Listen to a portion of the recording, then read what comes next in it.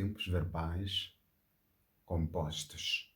Pessoal, como eu sempre referi e torno a referir, para nós criarmos uma base simples de começarmos a falar inglês, precisamos primeiro estabelecer estruturas dos tempos verbais e sabermos diferenciar quando é que se diz este é um tempo verbal simples e quando é que se diz este é um tempo verbal composto. Para isso, nós precisamos saber como são conjugados esses tempos e qual é a diferença deles. Então, em vez de estar a WhatsAppar, a conversar, a assistir nas redes sociais, conversas, histórias, reels e feels insensatos, este é o tempo de gastar a aprender alguma coisa para melhor amanhã aplicar. Nós estamos a falar agora dos tempos verbais compostos em inglês. Como nós passamos a formar frases em diferentes tempos. É aquilo que eu disse no princípio. Tem pessoas que só falam dia e noite, mas não sabem que pessoas estão a falar, em que tempo estão a falar, em que gênero e até mesmo grau, não é?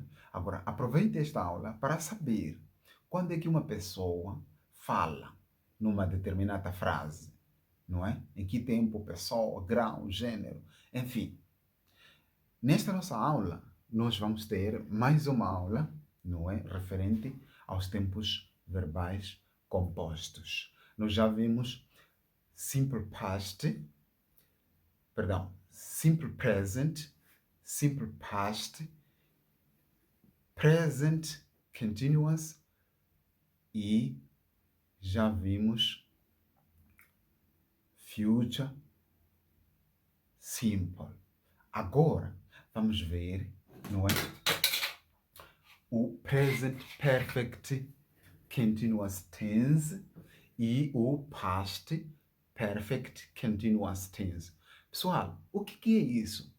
Notem, em inglês existem formas de conjugar os verbos diferente do português. No português nós precisamos saber o tempo e em que o tempo que estamos a formar uma frase. Existe tempo, presente do indicativo, pretérito imperfeito, pretérito perfeito, modo condicional, no gerúndio, e existem modo conjuntivo de verbos, não é? Então, neste caso, em inglês, como que isso fica? Precisamos saber, não é, que o present perfect tense, perfect continuous tense, ele tem que obedecer esta estrutura aqui. Como pode ver, não é? Esta estrutura é que nos ajuda a formarmos este tempo. Estamos a falar do presente perfect tense.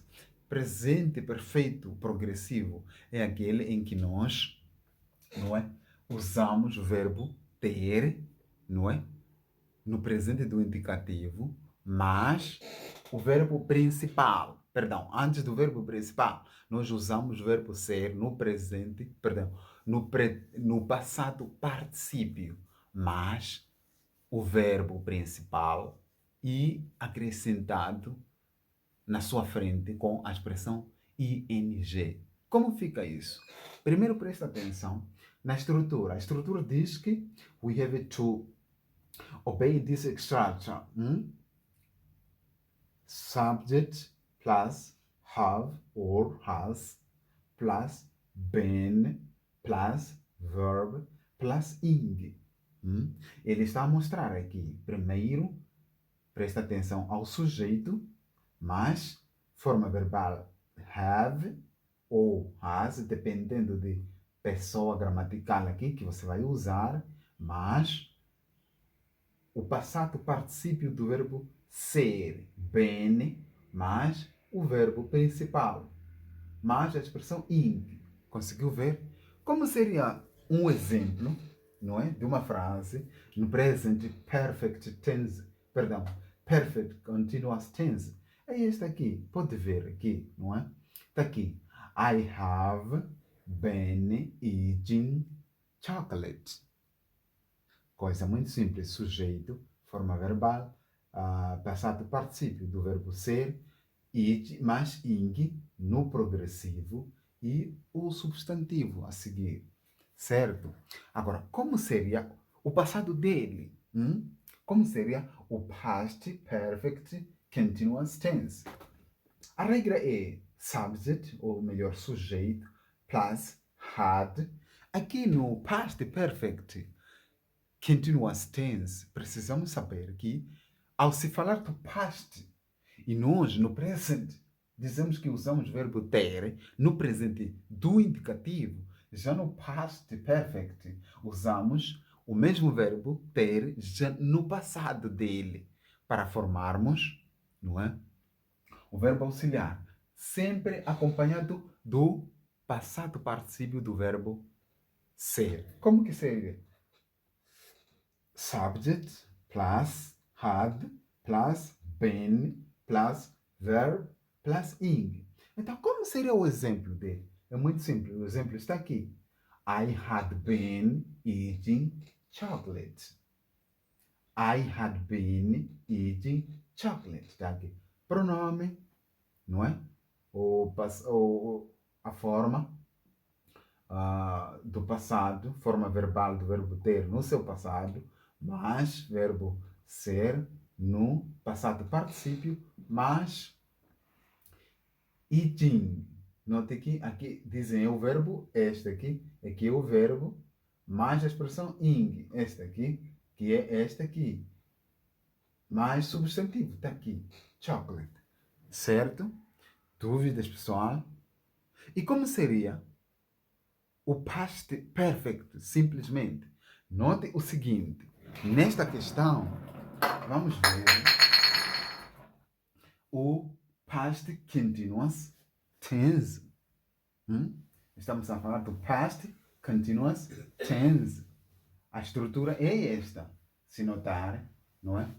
Há de ver que esta aqui é a estrutura dele, não é? Que obedece a substantivo, mas já forma verbal do passado simples do verbo ser, que é was e were, dependendo da pessoa gramatical que você vai usar. Mais verbo, mais a expressão ing. Então, como seria o exemplo do past continuous tense? Está aqui. I was eating chocolate. Presta atenção. Sujeito, forma verbal, was, mais eating, mais ing, mais chocolate, substantivo. Eu estava a comer chocolate. Não é? Então, note o seguinte, já no número 7, vamos ver o past perfect tense. O past perfect tense também precisamos levar em conta a sua estrutura básica. Só, eu já disse sempre, para nós começarmos a estabelecer um alicerce sobre falar inglês, precisamos ter domínio, não é?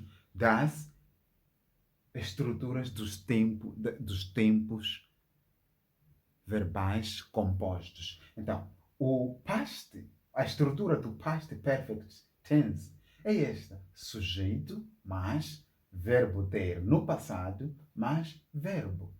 Como fica o exemplo? I had eaten chocolate. Eu tinha comido chocolate.